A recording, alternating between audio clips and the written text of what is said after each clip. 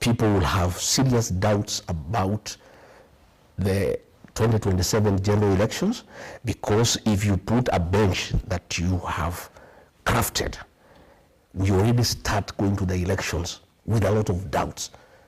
And once people don't believe a process will be fair, we start on bad footing, and that is not good for the country. So let me ask you this, and perhaps just to quote the words of the current Deputy President, Professor Kithure Kindiki, who you're referring to as Mr. Yesa, perhaps reflecting on the headlines on the Standard. He said this in response to your statements in Meru. He questioned who defends the judges who may be innocent but do not have ethnic godfathers, perhaps hinting that, you know, the judiciary is apolitical. Politicians shouldn't perhaps interfere with the runnings of this independent arm. Mr. Yesa cannot have a different opinion. He is an employee of President William Ruto. President William Ruto wants to remove Mother Koome and the other 6 judges from the Supreme Court.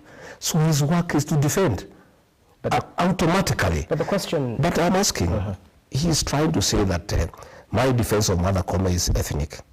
I want to ask Mr. Yesa, when I said that the Director General of the National Intelligence Service is incompetent, members of the Somali community came out with fury to defend him. I never heard Mr. Yesa say that that is ethnicity.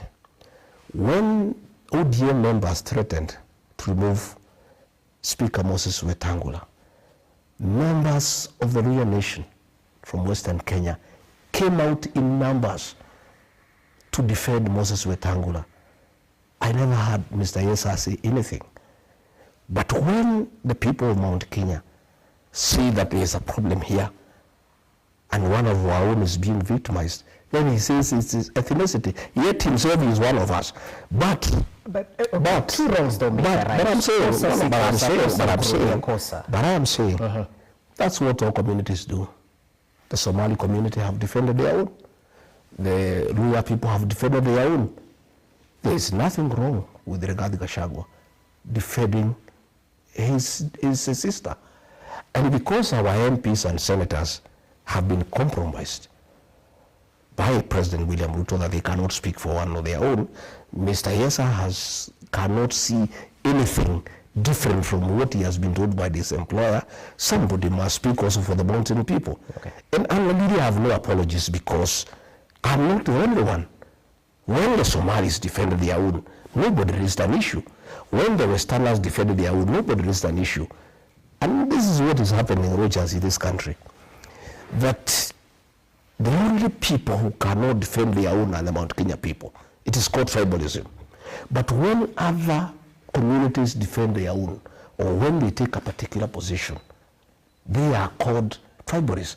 I saw the CS Interior saying that defending Mother Koome on my part is tribalism. Yet, 2 months before, when President William Ruto was at a lot of attack from all corners for mismanaging the country, that CS said that the president was being attacked because he's a Kalenjin.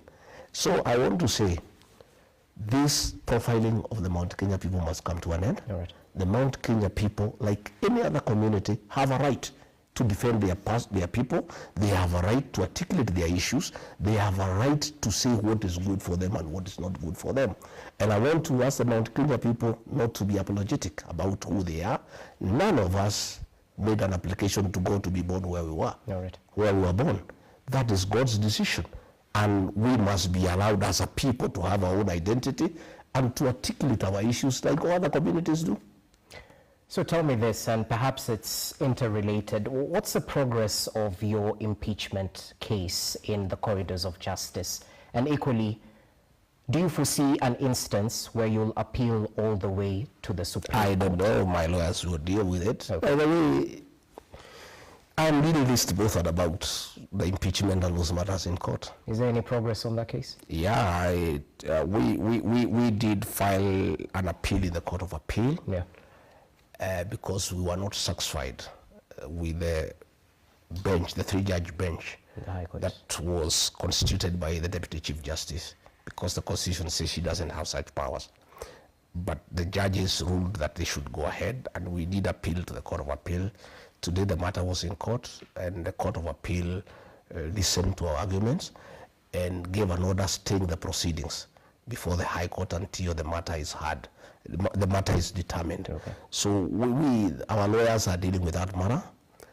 That's our lawyers. I am myself on another assignment, a very important assignment of crafting a new political strategy and joining the other people of Kenya to work out a mechanism of how to get this country back on track, how to make sure that we bring in a new government that will observe the rule of law, a government that will not abduct and kill our children, a government that will not make corruption the official government policy, a government that will listen to the people and that will not just be doing things with impunity.